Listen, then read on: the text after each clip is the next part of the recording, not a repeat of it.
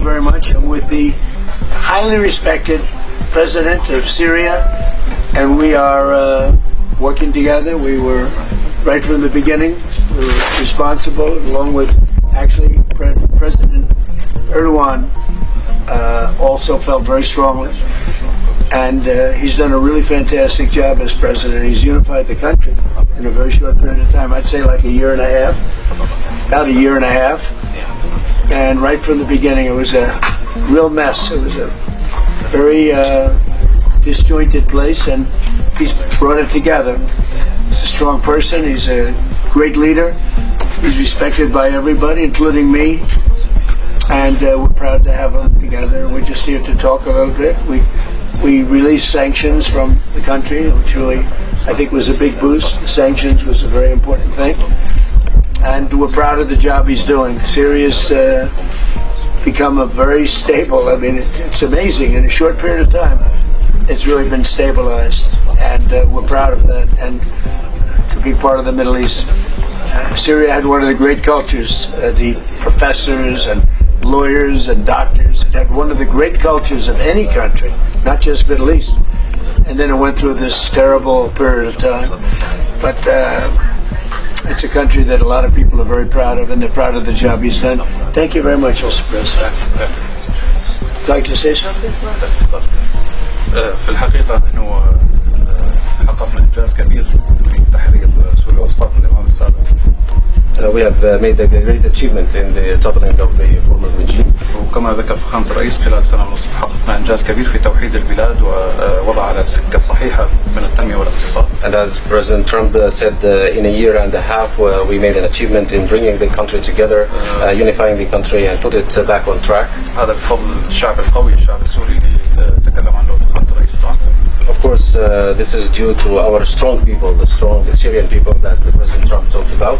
ثم القرار التاريخي اللي قام فيه الرئيس ترامب برفع العقوبات عن سوريا. Then the historic decision that President Trump has taken by lifting the sanctions of Syria. وأيضا مساعدة كل الأصدقاء المحبين في المنطقة من تركيا من دول الخليج من كل المنطقة. As well as the help of friendly countries and the loving countries in the region, Turkey and other countries in our neighborhood. الشعب السوري يشكر جميعا الرئيس ترامب. The entire Syrian people thanks President Trump. Thank you. Thank you very much. I'm proud of you. Do you have any questions? Mr. President, are you going to remove Syria from the state-sponsored terrorism list? I think I will, yeah. I think I will. Why wouldn't I? He's done a great job. Maybe he would have brought that up a little wrong, but you brought, that's a good question, yeah. Any problems with that? I think we should. Yeah, I will. Do you still want Syria to help with Hezbollah in Lebanon? They could help, we'll find out. I think we're making a lot of progress. But they could help. He would do a very good job. Prime Minister Netanyahu has been critical of aspects of your relationship the last couple of days with President Erdogan of Turkey. He said that Erdogan has imperial ambitions on neighboring countries, presumably including Syria. Well, he hasn't been involved with Syria. If you think, he hasn't been involved with Israel at all. And he's left it alone. I wouldn't say he's a friend, because he's not a friend of, as you know, of Netanyahu, of Bibi. They don't get along, I think. But, for me, he's been great. Look, Turkey's been fantastic and a fantastic ally. They're also a NATO country. And Israel, we've done, no president's done as much for Israel as I have, nobody even close. If you look at, just look at all the things with Jerusalem, all the different things that we've done. The Golan Heights, I did things, nobody has ever done anything for Israel like me. And we've made tremendous progress. And we've made a lot of progress with Iran too. Wiped out their military, but it should have been done 47 years ago. If I could, do you think that Prime Minister Netanyahu should be re-elected as I can tell you this, he's been a great wartime president. We worked at Prime Minister. So we worked with each other very closely. And we went through a very big thing. We did a big thing together. And in my opinion, he's been a great wartime Prime Minister. I don't know anything about his politics. I'm not sure. I would think he should be popular because he did a very good job. We had and have a very good relationship. But he was a great wartime Prime Minister. President, If you had other prime ministers, you know what? It wouldn't be in Israel right now. You know that? It wouldn't be. It would have been blown to pieces by Iran.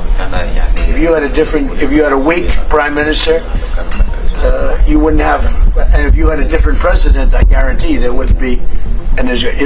Israel wouldn't exist today if you didn't have me as president. President Trump, data from the Energy Information Administration revealed that U.S. crude oil production set a new record in the month of April under your leadership. That's right. Why is it important to keep hitting numbers like this at this moment in time? Why is it important that you were able to get this done and keep it on this trajectory? Well, when we decided to do this, it's called the denuclearization of Iran. We have to do it. We have to have. They're never going to have a nuclear weapon, and they admit they're never going to have it. But they behave badly. Always behave badly. There's something wrong with them.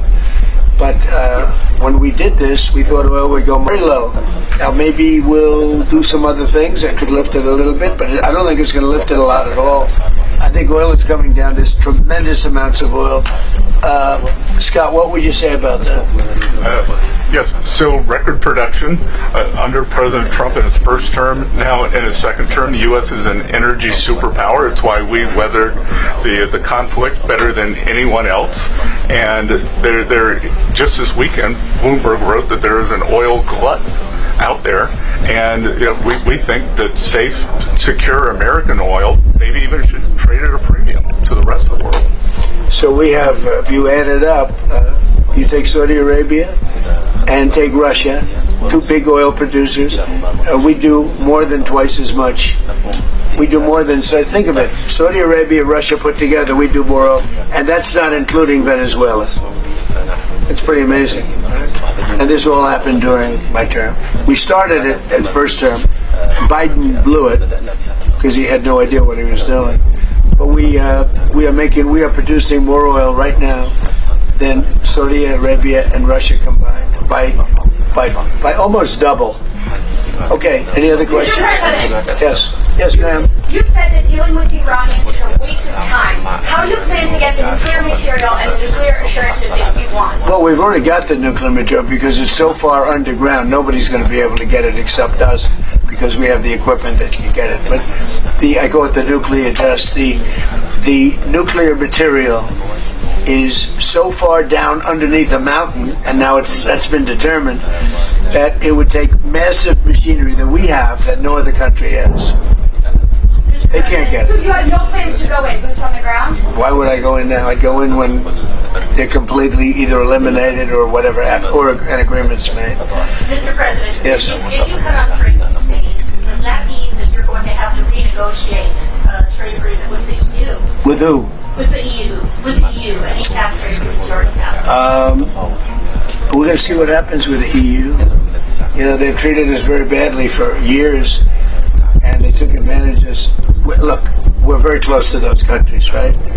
And to everybody in the EU. The problem is they took advantage of the United States for years. It's like him. They took advantage of Syria. He's bringing it back. And I'm bringing the United States back. We have the greatest economy we've ever had. We have the biggest investment. 19.2 trillion is being invested right now in the United States. 3 trillion was the record. Under Biden and under the past administration, they had less than $1 trillion for 4 years. We have 19.2 trillion in 12 months. Think of that.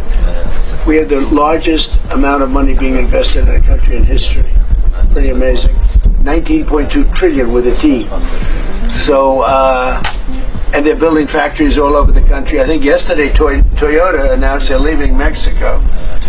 And they're coming, I'm not that Mexico's thrilled about it, but they're leaving Mexico and they're coming to the United States to build what will be, I believe, the largest automobile plant either in the world or at least in this country.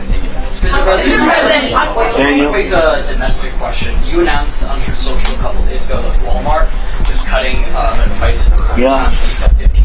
How big of a deal is that for American customers this summer? So Walmart has agreed to cut their prices very substantially because things are going down. We're getting it down. We inherited very high prices. We inherited the highest prices in the history of our country, or 48 years to be exact, but I don't believe that. I think it's in history. So under Biden, they had tremendous inflation. Under the Democrats, we had tremendous inflation, record-setting inflation. And now, inflation is way down. Everything is great. We have, the prices are coming down, but we inherited, they talk about they use different words to describe it. They had very high prices. The prices are coming down. And when the oil comes, the oil is coming way down. The oil dropped by 50% in the last month. And when that comes down, it brings everything else down. No, it's affordability. And they came up with the word affordability. Like, I take over, I'm there for one day, and they say, affordability. I said, I've been here for, remember with the eggs, the first day or 2 days later, I have my first news, and they talked about eggs. They said the eggs have gone up 5 times.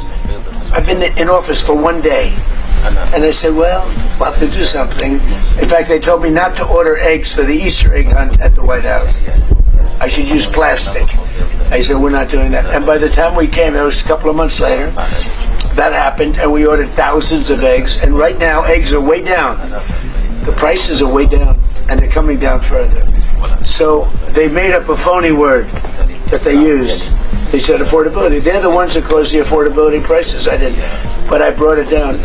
And the oil is coming down very big. Brent crude is up slightly today on the announcement. A little bit, yeah, because we hit them. Anytime we hit them, it goes up a little bit, $2. Is that what you mean? Is that what you meant when you said that we might see oil prices lift a little in response? A little bit, yeah, $2, very little. It's down from, let's say, $135 down to $69. It's dropping, and everything else drops. So as oil goes, so goes everything else. But anytime if we hit Iran, oil goes up a little bit. It's all right. Mr. President, do you think And what we're doing? We're de-nuking it. All right? We're de-nuking Iran. They're not going to have a nuclear weapon. All right, one more question. Sir, do you think Israel should withdraw troops from southern Lebanon? Well, I talked to Bibi about that. Yeah, I think they're going to. I think they want to. I don't think it's a question of me. I think it's a question they want to. And they're getting along with Lebanon. They're signing deals with Lebanon. First time ever. Marco, talk about that if you'd like. Yeah, we have an agreement that's the goal at the end. Obviously, Israel's concerned about their security. But the president did a great job bringing those two countries together for the first time. It's a big thing. First time in many years, right? So we have a deal with Israel and Lebanon. And, they'll leave. And I think it's going to work out very well. But we're here for this because Syria has turned around as fast as I've ever seen. Well, actually, I turned the United States around very fast. I inherited from a man who was not smart, not a smart person. We inherited from the man where they were running this country so badly with the open borders. Think of it, 25 million people allowed into our country. And that includes 11,888 murderers, most of whom murdered more than one person, okay? And we got most of them out, or we have them in jail. And we've done a great job. Washington, D.C. now is considered one of the safest cities in the country. If he came to Washington, D.C. a year and a half ago, he'd fear for his life, even though he never feared for his life before, because it was very dangerous. But somehow his territory might have even been a little more dangerous. I joke because, he comes from a rough environment. Would you say that's right, Tom Barrack? Huh? It's sort of funny to think. I don't think he'd be too concerned with Washington a year and a half. But we had a very, very unsafe Washington, D.C., and now it's one of the safest cities in the country. We put the military in. Washington went from being an unsafe to one of the safest cities, and crime is down 94%. We don't play games, and we removed over 5,000 career criminals, many of whom came in through the open borders of Joe Biden.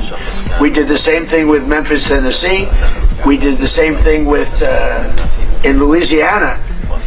You have to speak to the governor, because New Orleans, the crime rate is down 78% in a little while, and they had the best Mardi Gras they've ever had. So we're doing a good job, and he's done a great job too. And I thank you very much. Thank you very much.